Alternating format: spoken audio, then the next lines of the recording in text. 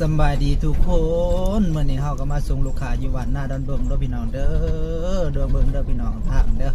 อยากสำได้เฮาก็สู้เฮาก็ทนเด้อพี่น้องเนาะเพราะว่าเฮาส่งลูกค้าฮับฮอดบอลส่งฮอดทีเด้อพี่น้องเด้อมื้อนี้ที่ฮอดหน้าดอนบงเรียบร้อยมาเบิ่งทางว่าดีสำได้พี่น้องเนาะสู่ส้นสำได้เฮาก็ต้องอดเอาสู้เนาะเพราะว่าทางแต่ละบ้านมันสิบ่คือกันนะพี่น้องเนาะบางคนก็ดีบางคนก็บ่ดีแต่ว่าบรรยากาศดีพี่น้องดีแห้งเนี่ยบรรยากาศดีแห้งหลายพี่น้องนี่มาเบิ่งเด้อถนนหนทางเด้อพี่น้องเด้อโอ้ยเป็นได้พี่น้องลุยเป็นลุยพี่น้องลุยเนาะทางคือเห็นนั่นแหละพี่น้องเนาะแต่ละบ้านมันบ่คือกันอันนี้คือบ้านหน้าดอนดุงเมืองสารวัตรแข้งสารวัตรพี่น้องเนาะเราสิให้เบิ่งเด้อว่าเส้นทางมันลำบากสำใดลำบากเฮาก็สู้ทนพี่น้องเนาะบ่เป็นหยังเนาะรับส่งพี่น้องมาลาวเด้อพี่น้องเด้อเมื่อไทยมาลาวช่วงสงกรานต์นี่จองได้เด้อพี่น้องเด้อใครอยากสนใจก็มาจองได้พี่น้องเนาะจองรถเมื่อบ้านได้เด้อพี่น้องเฮาเก็บราคาลังใหม่เด้อพี่น้องเด้อ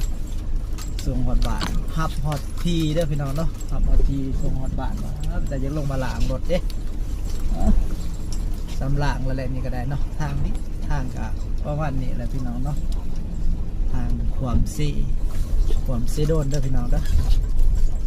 เด้อความซีโดนเป็นได้เท่ากับลุยให้ได้เนาะพี่น้องรถเท่ากับลุยเต็มที่พี่น้องซ้ำลุยได้น้ำมันกะขาดแค้นแต่ว่าก็สู้เนาะพี่น้องเนาะสู้เพื่อลูกค้าเนาะลูกค้าเฮาอยากมาบ้านยันบ่มีรถบ่มียันว่าบ่มีน้ำมันยันบ่มีรถแลนเนาะพี่น้องยากลำบากหลายรถกับบ่ค่อยได้มีแลนคือว่าไอ้เย็นแหละแต่ว่าเฮาก็ต้องคอยไปคอยมาแหละพี่น้องเนาะเบิ่งเส้นทางพี่น้องเนาะว่าเฮาแลนแบบประหยัดน้ำมันนี่พี่น้องบ่ฮันแลนไว้ต้องแลนค่ะ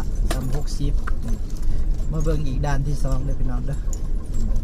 เส้นทางเด้อพี่น้องเด้อเส้นทางสิไปเบิ่งเด้อขากลับเลยพี่น้องเนาะนอนวงเด้อพี่น้องเด้อเบิ่งเส้นทางพี่น้องเนาะเชียงใดก็ไปให้ได้เนาะพี่น้องเนาะเบิ่งเด้อเจ้าพี่น้องเนาะเบิ่งเส้นทางเนาะพี่น้องเนาะ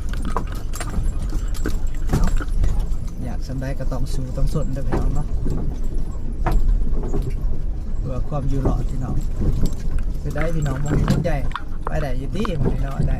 พี่น้องเนาะถึงได้ก็ได้โอ้ทางคนกะคำซี่คำไม่ซิด